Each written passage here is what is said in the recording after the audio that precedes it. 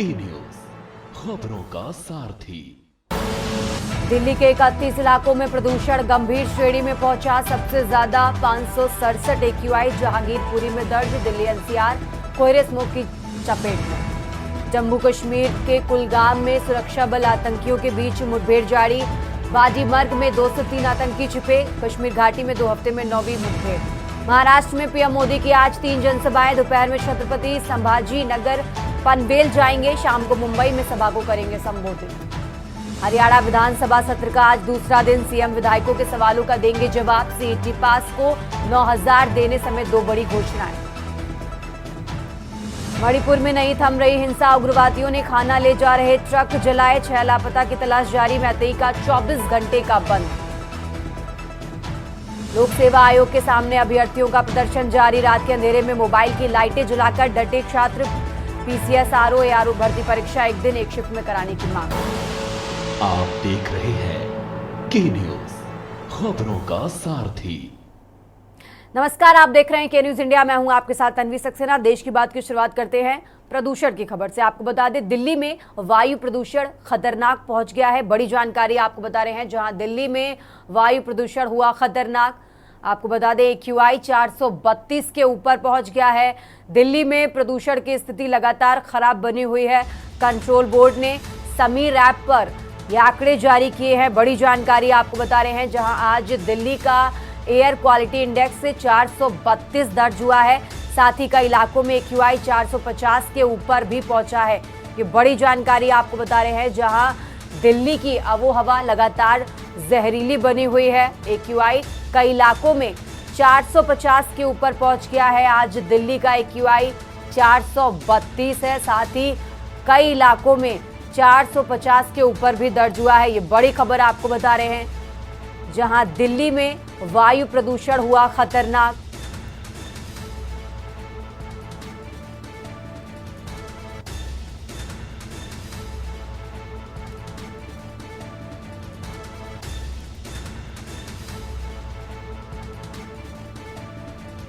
Control board ने Sameer app पर ये आंकड़े जारी किए हैं। ये बड़ी जानकारी आपको बता रहे हैं। जहां दिल्ली में प्रदूषण की स्थिति लगातार खराब बनी हुई है। कंट्रोल बोर्ड ने समीर ऐप पर आंकड़े जारी किए हैं और दिल्ली में एक्यूआई 432 दर्ज किया गया है। साथ ही कई इलाकों में 450 के ऊपर भी एक्यूआई दर्ज हुआ है। ये बड़ी जानकारी आपको बता रहे हैं। जहां दिल्ली की आबोहवा लगातार खराब श्रेणी में दर्ज हो रही है। वायु प्रदूषण खतरनाक हुआ। ये बड़ी जानकारी आपको बता रहे हैं राजधानी दिल्ली से।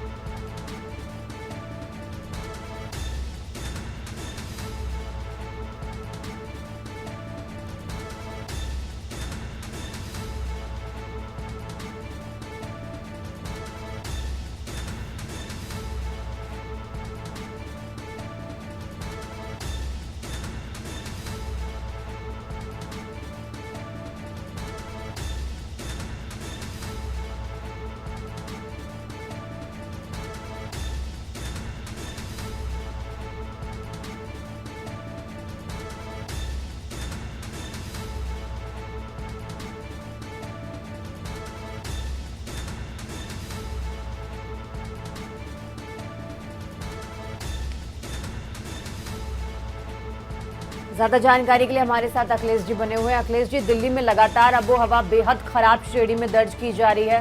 प्रदूषण का स्तर कम होने का नाम ही नहीं ले रहा है। दिल्ली वासियों को कैसे राहत मिलेगी? अखिलेश जी, दिल्ली में वायु प्रदूषण लगातार बढ़ा हुआ है और दिल्ली प्रदूषण में लगातार वायु प्रदूषण सूचकांक खराब श्रेणी में दर्ज किया जा रहा है। अगर इसकी दिल्ली के देखा जाए तो आज भी आंकड़ा वायु गुणवत्ता सूचकांक का ओवरऑल दिल्ली का 400 के पार बना हुआ है और लगातार दिल्ली सरकार से निपटने के लिए लगातार पानी का छिड़काव कर रही है। पानी के छिड़काव के साथ साथ स्मॉग गन का भी इस्तेमाल किया जा रहा है और दिल्ली के तमाम ऐसे इलाके हैं जहां पर वायु गुणवत्ता सूचकांक खतरनाक श्रेणी में दर्ज किया गया है। इसमें सबसे अगर स्थिति देखी जाए तो दिल्ली का आनंद विहार अड्डा है, उस इलाके में वायु गुणवत्ता सूचकांक सबसे खराब श्रेणी में रिकॉर्ड किया गया है। अगर Delhi central pollution control board के समीर एक्ट के मुताबिक अगर देखा जाए, जिस पर प्रदूषण कंट्रोल बोर्ड ने आंकड़े जारी किए हैं, तो आनंद विहार का जो वायु गुणवत्ता सूचकांक है वो 473, अशोक विहार 471, जगदीशपुरी 470 और पड़गंज 472, पंजाबी बाग 459, नजफगढ़ 460। इस तरह से देखा जाए तो गुणवत्ता सूचकांक लगभग आज पूरी दिल्ली के ज्यादातर इलाकों में 400 के ऊपर बना हुआ है।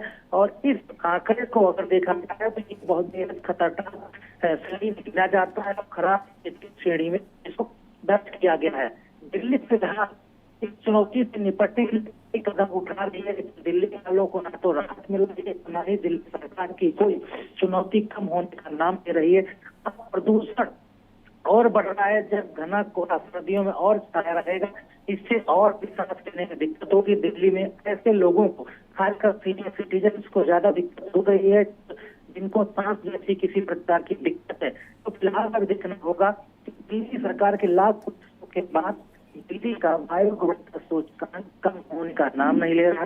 लगातार वायु प्रदूषण बढ़ा हुआ है, वायु गुणवत्ता सूचकांक का रिकॉर्ड लगातार बढ़ता नजर आ रहा है और 400 के ऊपर बना हुआ है। इसे बेहद खराब स्थिति का के रूप में देखा जा सकता है। ठीक है अखिलेश जी, आप हमारे साथ बने रहिए, हम आगे भी आपसे अपडेट लेते रहेंगे। और ये बड़ी खबर आपको बता रहे हैं, जहां दिल्ली में आबो हवा लगातार खराब श्रेणी में बनी हुई है, प्रदूषण का खतरा बना हुआ है, प्रदूषण की स्थिति बेहद खराब श्रेणी में दर्ज की गई है। दिल्ली में 432 AQI दर्ज हुआ है।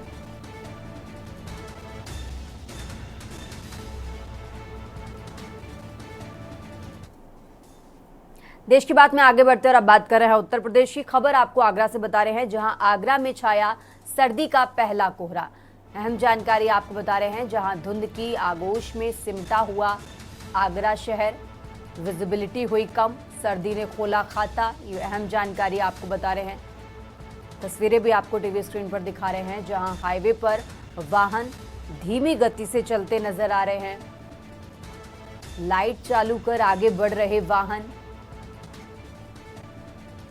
धुंध की आगोश में सिमटा हुआ आगरा शहर, विजिबिलिटी कम और सर्दी ने खोला खाता। लगातार तस्वीरें आपको टीवी स्क्रीन पर दिखा रहे हैं, जहां हाईवे पर वाहन धीमी गति से चलते दिखाई दे रहे हैं, लाइट चालू करके आगे बढ़ रहे वाहन। बड़ी जानकारी आपको बता रहे हैं, जहां आगरा में छाया सर्दी का पहला कोहरा।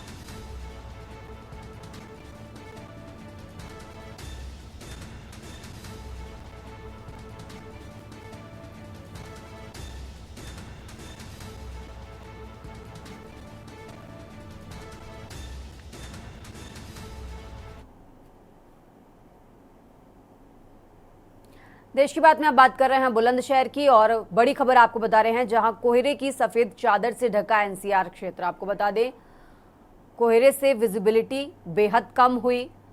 दूसरे दिन भी सड़क पर वाहनों की रफ्तार पड़ी धीमी। ये बड़ी जानकारी आपको बुलंदशहर से बता रहे हैं, जहां बच्चों और बुजुर्गों की कोहरे के कारण बड़ी परेशानी। बुलंदशहर एनसीआर कोहरे की तस्वीर भी सामने आई है।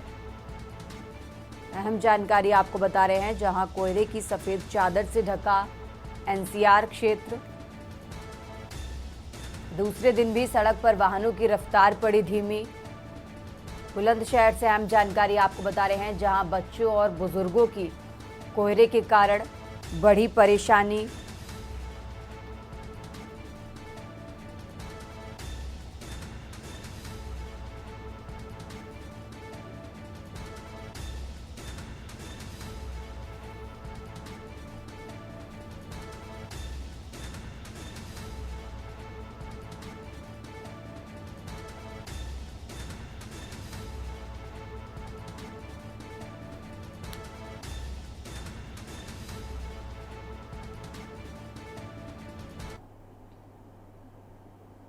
खबरों में आगे बढ़ते हैं। दिल्ली से बड़ी खबर आपको बता रहे हैं, जहां ब्रजभूषण शरण सिंह के मामले में आज सुनवाई होगी।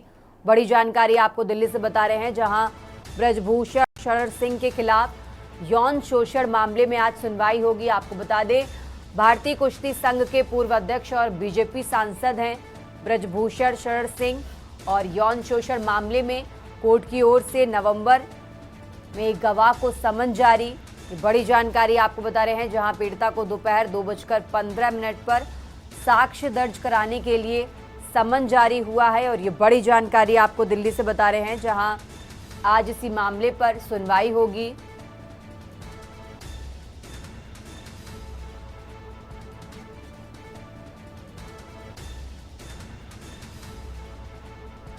बड़ी जानकारी आपको बता रहे हैं, जहां ब्रजभूषण शरण सिंह के मामले में आज सुनवाई।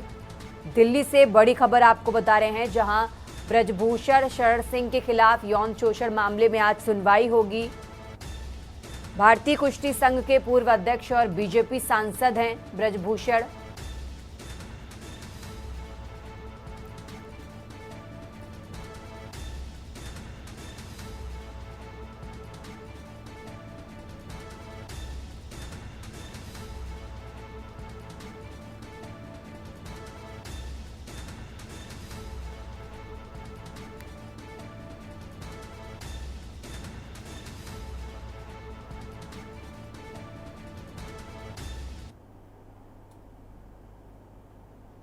और अब बात कर रहे हैं प्रयागराज की। प्रयागराज से बड़ी खबर आपको बता रहे हैं, जहां सपा सुप्रीमो अखिलेश यादव की आज जनसभा है। ये बड़ी जानकारी आपको बता रहे हैं, प्रयागराज की फूलपुर सीट पर रुद्रपुर में होगी अखिलेश की जनसभा। ये बड़ी जानकारी आपको बता रहे हैं, जहां सपा प्रत्याशी मुज्तबा सिद्दीकी के समर्थन में जनसभा को संबोधित करते नजर आएंगे। दोपहर करीब 12:30 बजे फूलपुर विधानसभा में पहुंचेंगे अखिलेश यादव। ये बड़ी जानकारी आपको बता रहे हैं, जहां यूपी की 9 सीटों पर 20 नवंबर को वोटिंग होनी है। और उससे पहले आज फूलपुर विधानसभा के रुद्रपुर में अखिलेश यादव की जनसभा। सपा प्रत्याशी मुज्तबा सिद्दीकी के समर्थन में जनसभा को संबोधित करते नजर आएंगे अखिलेश यादव। ये बड़ी जानकारी आपको बता रहे हैं, जहां सपा सुप्रीमो अखिलेश यादव की आज जनसभा।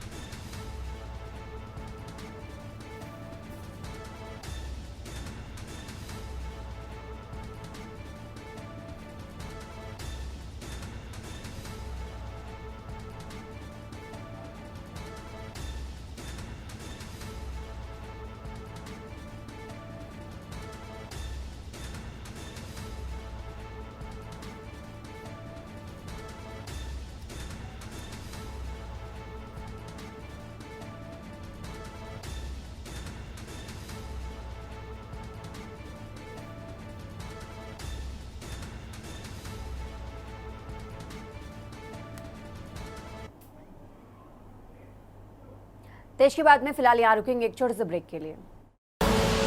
आप देख रहे हैं के न्यूज। ब्रेक के बाद एक बार फिर से आप सभी का स्वागत है। रुक करते हैं खबरों का और बात कर रहे हैं राजधानी लखनऊ की। लखनऊ से बड़ी खबर आपको बता रहे हैं, जहां महिला आयोग अध्यक्ष के 165 मामलों में कार्रवाई के निर्देश।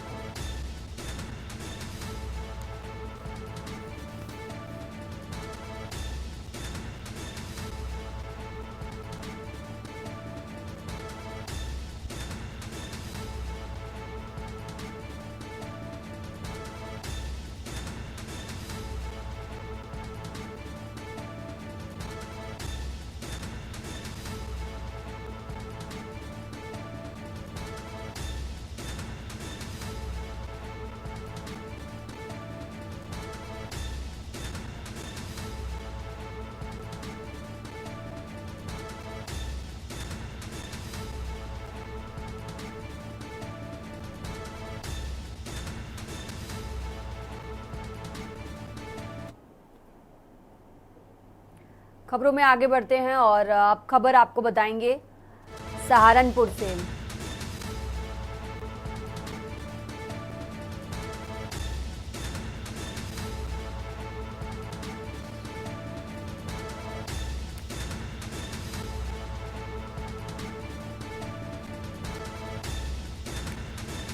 सहारनपुर से अहम जानकारी आपको बता रहे हैं।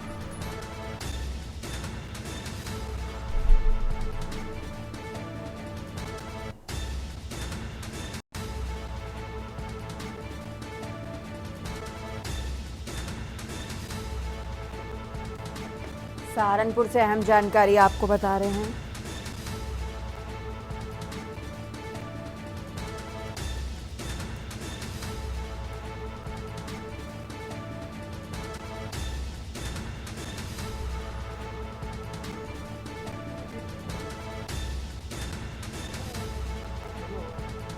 जहां इस हादसे में एक मजदूर की दर्दनाक मौत हुई है। सहारनपुर से अहम जानकारी आपको बता रहे हैं। जहां दुकान का निर्माणाधीन लेंटर गिरा,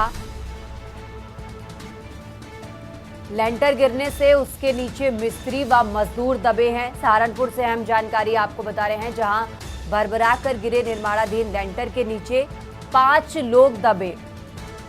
शोर सुनकर मौके पर ग्रामीणों की भीड़ जुड़ी। ये बड़ी जानकारी आपको सहारनपुर से बता रहे हैं। जहां खबर मिलने पर मिर्जापुर थाना पुलिस मौके पर पहुंची।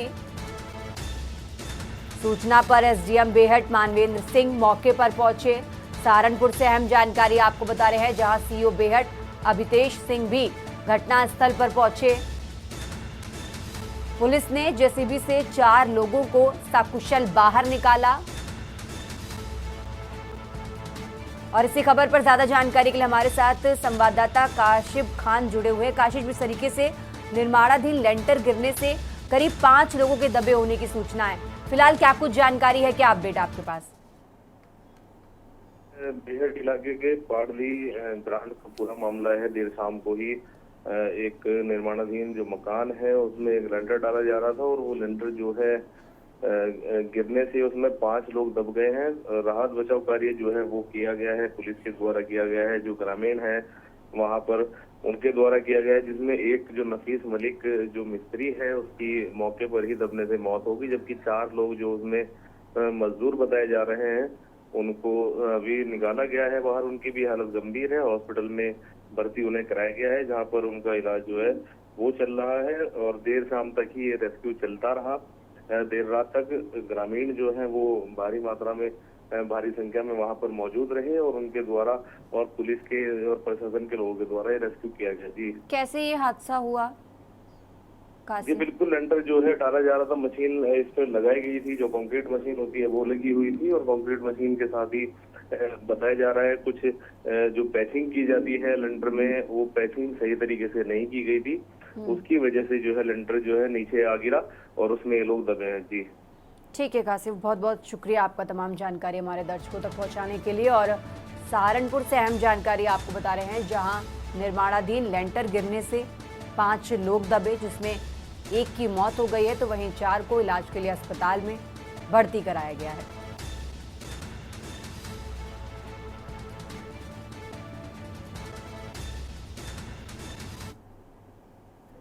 खबरों का सिलसिला लगातार जारी रहेगा। फिलहाल यहाँ रुकते हैं एक छोटे से ब्रेक के लिए। आप देख रहे हैं के न्यूज, खबरों का सारथी। ब्रेक के बाद एक बार फिर से हाजिर हैं और अब बात कर रहे हैं संकट में सांसें। दिल्ली में वायु प्रदूषण हुआ खतरनाक। ये बड़ी खबर आपको बता रहे हैं। जहां AQI 432 दर्ज हुआ है। दिल्ली में प्रदूषण की स्थिति बेहद खराब श्रेणी में दर्ज हुई है। ये बड़ी जानकारी आपको दिल्ली से बता रहे हैं। जहां कंट्रोल बोर्ड ने समीर ऐप पर ये आंकड़े जारी किए हैं। आज दिल्ली का एयर क्वालिटी इंडेक्स 432 है। ये बड़ी जानकारी आपको बता रहे हैं। जहां कई इलाकों में AQI 450 के ऊपर भी दर्ज हुआ है। ये बड़ी खबर आपको बता रहे हैं दिल्ली से।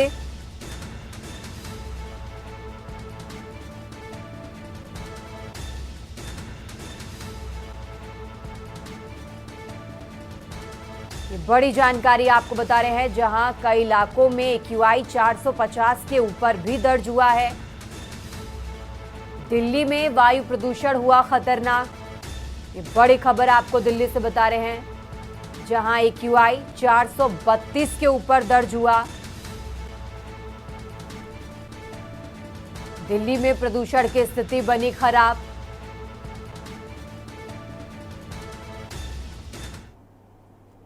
और अब बात कर रहे हैं आगरा की, जहां आगरा में छाया सर्दी का पहला कोहरा। आपको बता दें, धुंध की आगोश में सिमटा पूरा आगरा शहर। विजिबिलिटी हुई कम, सर्दी ने खोला खाता। ये बड़ी खबर आपको आगरा से बता रहे हैं, जहां हाईवे पर वाहन धीमी गति से चलते दिखाई दिए। लाइट चालू कर आगे बढ़ रहे वाहन। ये बड़ी खबर आपको आगरा से बता रहे हैं, जहां हाईवे पर वाहन धीमी गति से चलते दिखाई दिए, साथ ही लाइट चालू कर आगे बढ़ते नजर आए वाहन। और धुंध की आगोश में सिमटा दिखा आगरा शहर। ये बड़ी जानकारी आपको बता रहे हैं। विजिबिलिटी हुई कम, हाईवे पर वाहन धीमी गति से चलते नजर आए, लाइट चालू कर आगे बढ़ रहे वाहन। आगरा से अहम जानकारी आपको बता रहे हैं, जहां आगरा में छाया सर्दी का पहला कोहरा।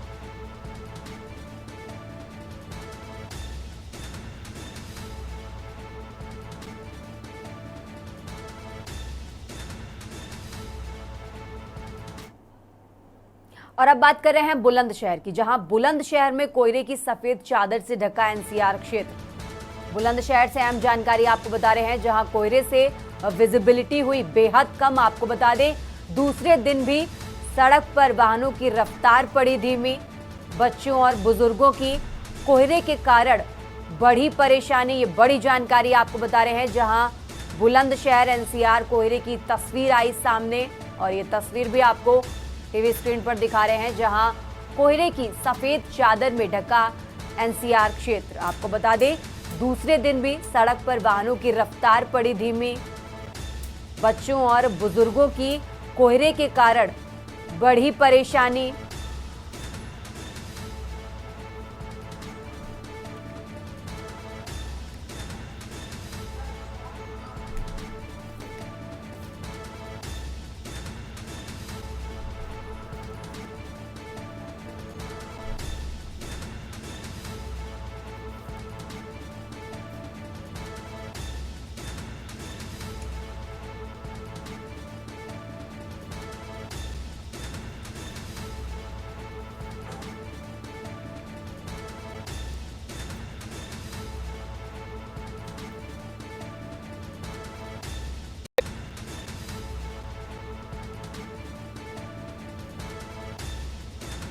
और ज्यादा जानकारी के लिए हमारे साथ श्रावस्ती से कृष्णपाल सिंह और बुलंदशहर से अनिल मीणा जुड़े हुए हैं।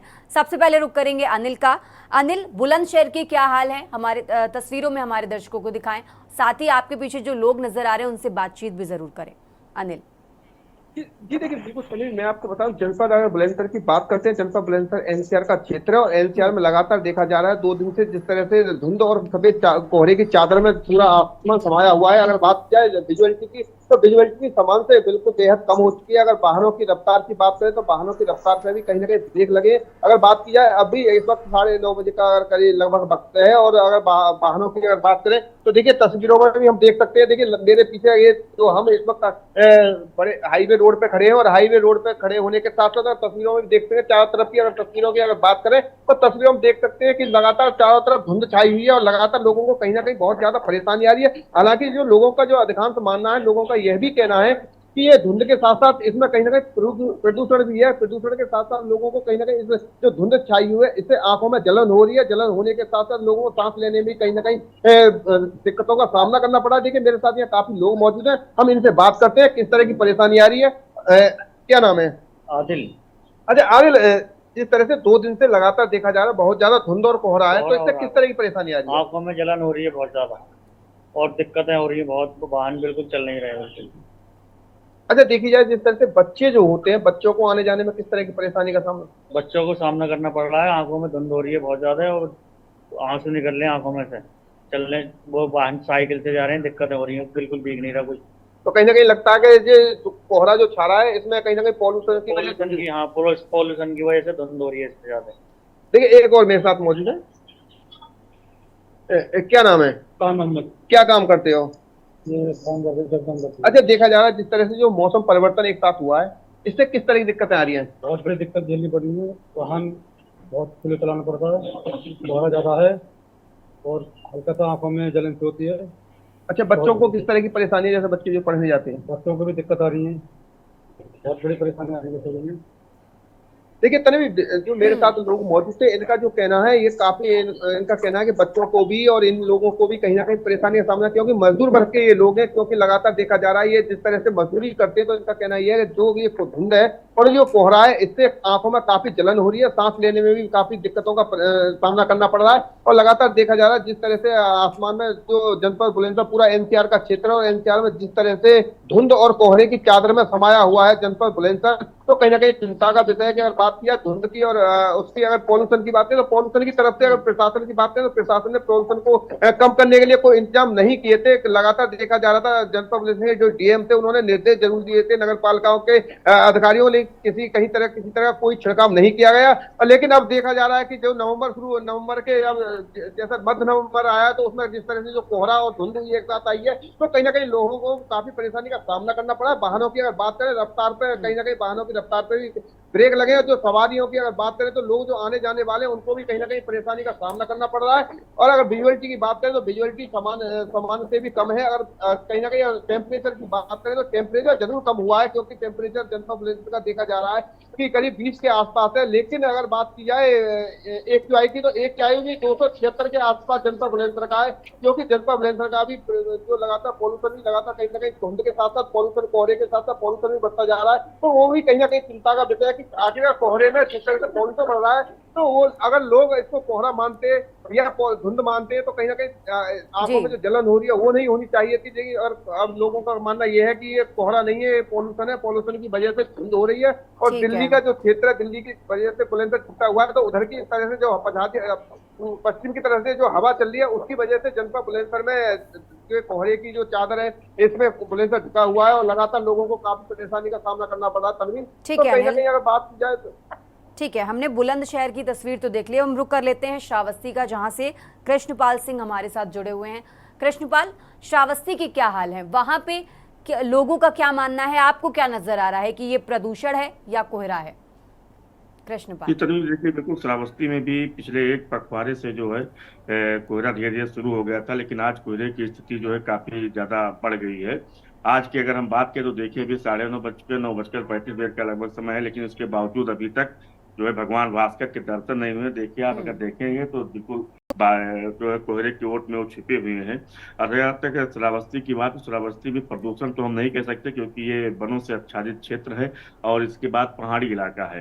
तो निश्चित तौर पर कहा जा सकता है कि पहाड़ और वन का क्षेत्र होने के कारण यहाँ कोहरा कुछ जल्दी शुरू हो जाता है और ठंड जल्दी शुरू हो जाती है। तो उसी का एक पूरी तरीके से प्रभाव हम कह सकते हैं कि कोहरा जो है वो है। और विजिबिलिटी की अगर हम बात करें, तो विजिबिलिटी यहाँ बहुत कम है। आज सुबह की अगर हम बात करें, तो जब हम सुबह निकले थे, तो हमने देखा था कि विजिबिलिटी 10 से 12 मीटर की थी। बिल्कुल वाहन जो है हेडलाइट जला करके सफर कर रहे थे, वरना चल पाना बहुत ही दुश्वार था।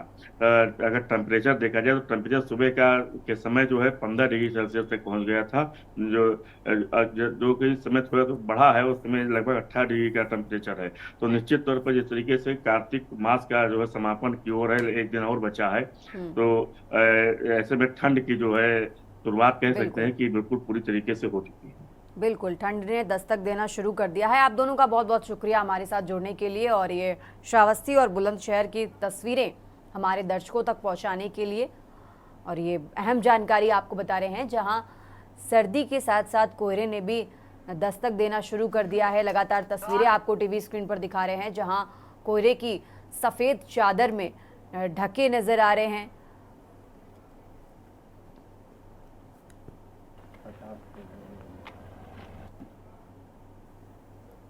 अब खबरों में आगे बढ़ते हैं और अब बात कर रहे हैं राजधानी लखनऊ की। लखनऊ से बड़ी खबर आपको बता रहे हैं, जहां यात्रियों से भरी बस में लगी आग। ये बड़ी खबर आपको लखनऊ से बता रहे हैं, जहां पूर्वांचल एक्सप्रेसवे पर बस में लगी आग। दिल्ली से आजमगढ़ जा रही डबल डेकर बस, ये बड़ी जानकारी आपको बता रहे हैं, जहां बस का टायर फटने के बाद लगी आग। लखनऊ से बड़ी खबर आपको बता रहे हैं, जहां बस में आग लगता देख भागे चालक और परिचालक। यात्रियों ने भी बस से भागकर अपनी जान बचाई। लखनऊ से ये बड़ी खबर आपको बता रहे हैं, जहां धू कर एक्सप्रेसवे पर जली डबल डेकर बस। आपको बता दें, बस में सवार सभी 42 यात्रियों की जान बची है। राहत वाली बात है कि बस में सभी 42 जो यात्री सवार थे उनकी जान बची है। ये बड़ी खबर आपको बता रहे हैं। साथ ही सूचना पर पहुंची दमकल की 3 गाड़ियां। कड़ी मशक्कत के बाद आग पर काबू पाया गया। गोसाईगंज के पूर्वांचल एक्सप्रेसवे की ये घटना आपको बता रहे हैं। लखनऊ से अहम जानकारी, जहां यात्रियों से भरी बस में लगी आग। पूर्वांचल एक्सप्रेसवे पर बस में लगी आग।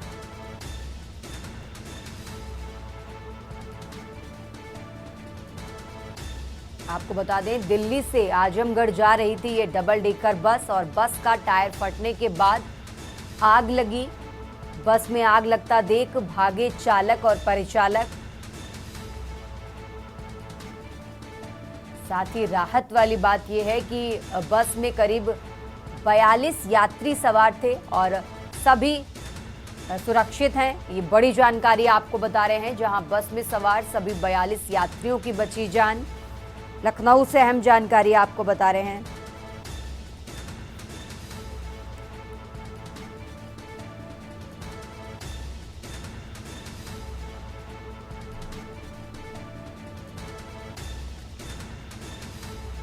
बड़ी जानकारी आपको बता रहे हैं लखनऊ से, जहां कड़ी मशक्कत के बाद दमकल की गाड़ियों ने आग पर काबू पाया।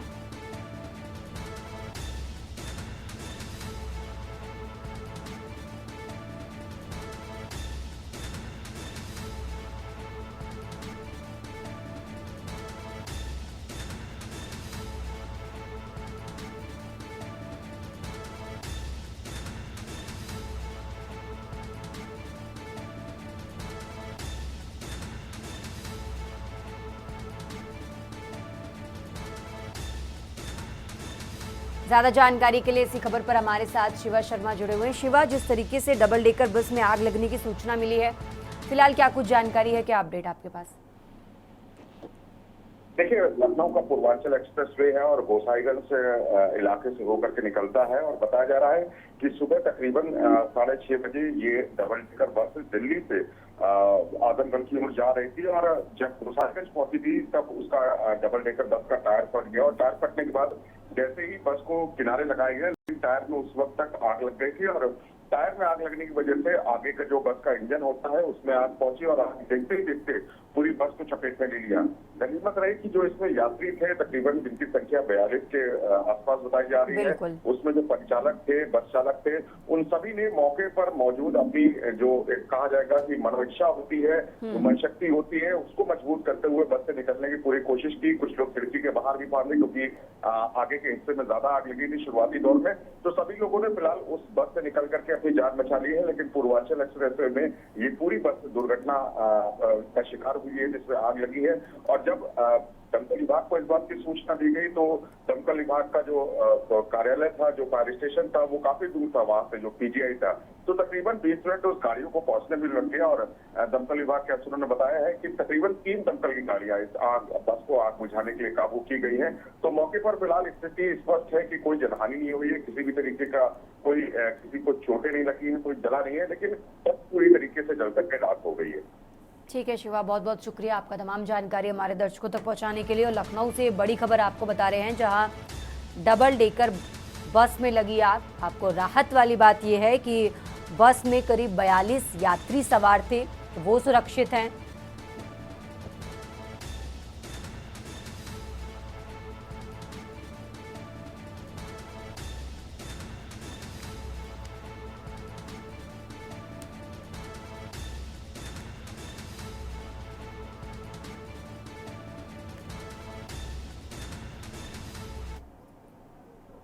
खबरों में आगे बढ़ते हैं। लखनऊ से बड़ी खबर आपको बता रहे हैं, जहां सभी तरह के धरना प्रदर्शन पर लगी रोक।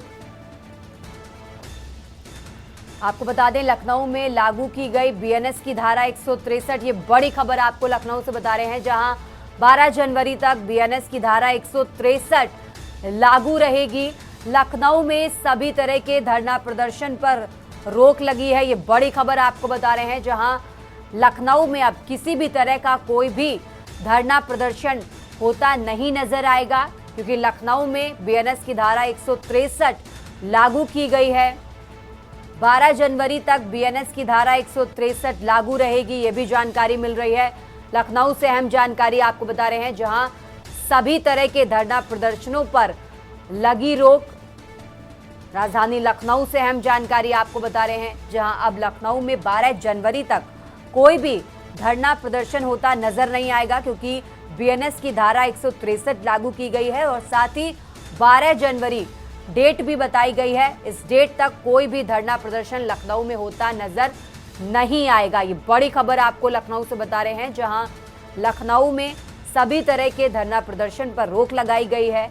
बीएनएस की धारा 163 लागू की गई है, साथ ही 12 जनवरी डेट भी बताई गई है और इस डेट तक अब लखनऊ में कोई भी धरना प्रदर्शन होता नजर नहीं आएगा। ये बड़ी खबर आपको बता रहे हैं राजधानी लखनऊ से।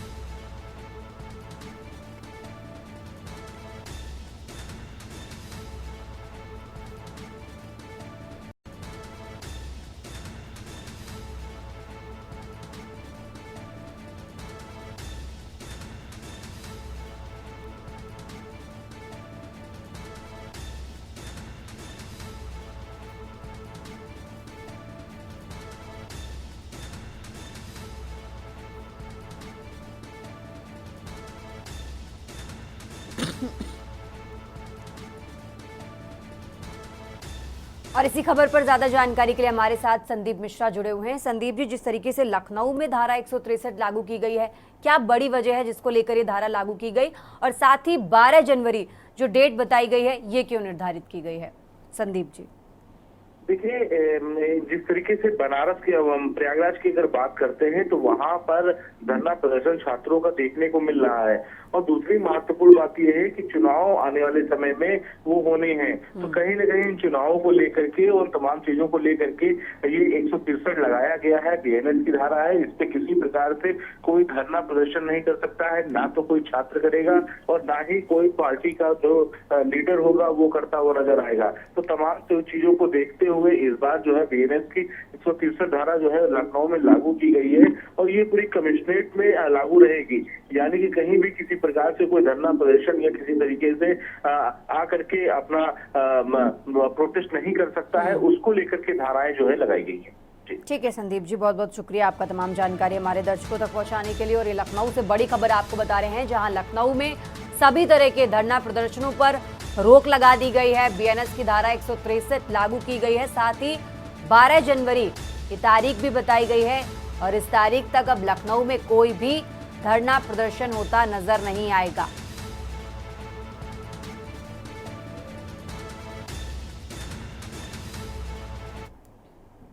देश की बात में फिलहाल यहां रुकेंगे एक छोटे से ब्रेक के लिए। आप देख रहे हैं के न्यूज, खबरों का सारथी। ब्रेक के बाद एक बार फिर से आप सभी का स्वागत है। रुक करते हैं खबरों का और बात कर रहे हैं बरेली की। बरेली से अहम जानकारी आपको बता रहे हैं। बरेली से अहम जानकारी, जहां शीत ऋतु की शुरुआत होते ही डीएम का एक्शन। डीएम ने दिए रैन बसेरों के लिए जरूरी निर्देश। ये बड़ी खबर आपको बता रहे हैं बरेली से, जहां रैन बसेरों और शेल्टर होम्स में की जाएगी व्यवस्थाएं। ये निर्देश दिया गया है आश्रयहीन लोगों के लिए रैन बसेरों में हो सुनिश्चित व्यवस्था। ये बड़ी जानकारी आपको बता रहे हैं, जहां डीएम ने कहा कि किसी भी स्थिति में सड़क फुटपाथ पर ये व्यक्ति सोते नजर ना आए। नगर निकायों के अधिकारी करेंगे रात में भ्रमण। ये बड़ी जानकारी आपको बता रहे हैं, जहां बरेली में डीएम की तरफ से दिशा निर्देश दिए गए हैं। अधिकारी करेंगे भ्रमण, खुले में सोने वालों को रैन बसेरे में भेजा जाएगा। ये बड़ी खबर आपको बता रहे हैं। साथ ही डीएम ने यह भी कहा कि नगर निकायों के अधिकारी रात में भ्रमण करेंगे। सभी अधिकारियों की जिम्मेदारी तय की जाएगी।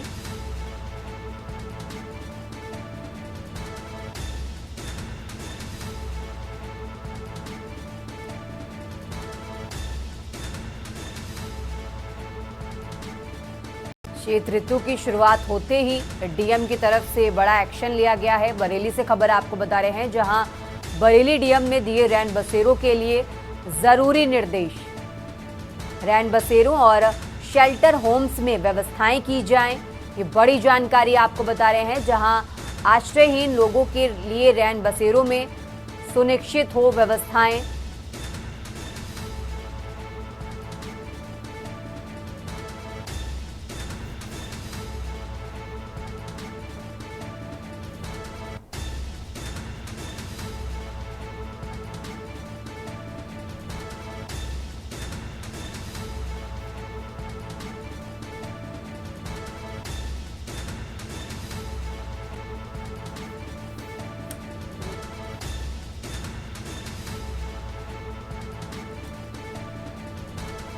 और इसी खबर पर ज्यादा जानकारी के लिए हमारे साथ ब्यूरो चीफ शानू कुमार जुड़े हुए हैं। शानू, जिस तरीके से जैसे ही सर्दी का मौसम आता है तो सबसे पहले रैन बसेरों की बात जरूर होने लगती है, और बरेली डीएम ने अब तो यहाँ पर व्यवस्थाओं के निर्देश भी दिए हैं, तो रैन बसेरों में व्यवस्थाएं होती नजर आ रही हैं।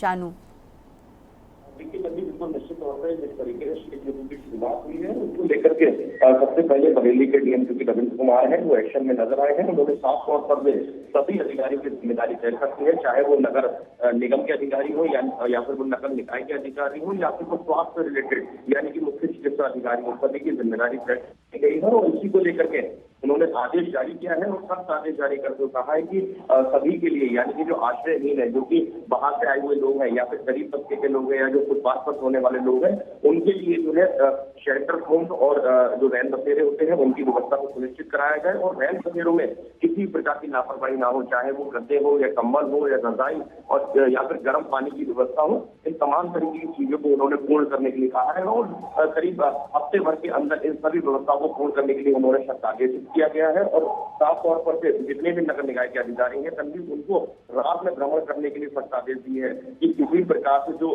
फुटपाथ पर सोने वाले लोग हैं अगर वो उनको दिखाई देते हैं तो उनको जो है सेंटर होम या फिर जो आपका रैन बसेरा है वहां पर ले जाया जाए और उनको वहां पर रखा जाए। तो इन तमाम तरीके की तैयारियों की बात की जाए तो डीएम रविंद्र कुमार ने सख्त आदेश जारी कर दिए हैं और अधिकारियों को इसका पालन करने के लिए भी सुनिश्चित करने के लिए उनकी एडवाइजरी जो जारी की है उसमें सभी के नाम मेंशन किए गए हैं कि किसी प्रकार की कोई लापरवाही नहीं की जाएगी। ठीक है शानू, बहुत बहुत शुक्रिया आपका तमाम जानकारी हमारे दर्शकों तक पहुंचाने के लिए। और ये बरेली से अहम जानकारी आपको बता रहे हैं, जहां बरेली डीएम ने शीत ऋतु की शुरुआत होते ही अधिकारियों को दिशा निर्देश दिए हैं।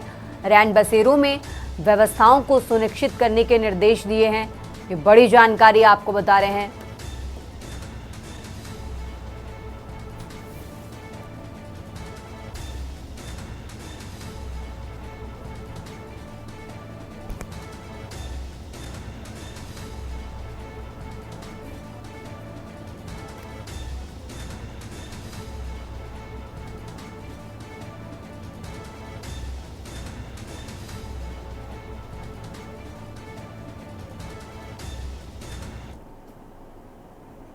देश की बात में फिलहाल के लिए अभी बस इतना ही। आप देखते रहिए के न्यूज इंडिया। आप देख रहे हैं के न्यूज।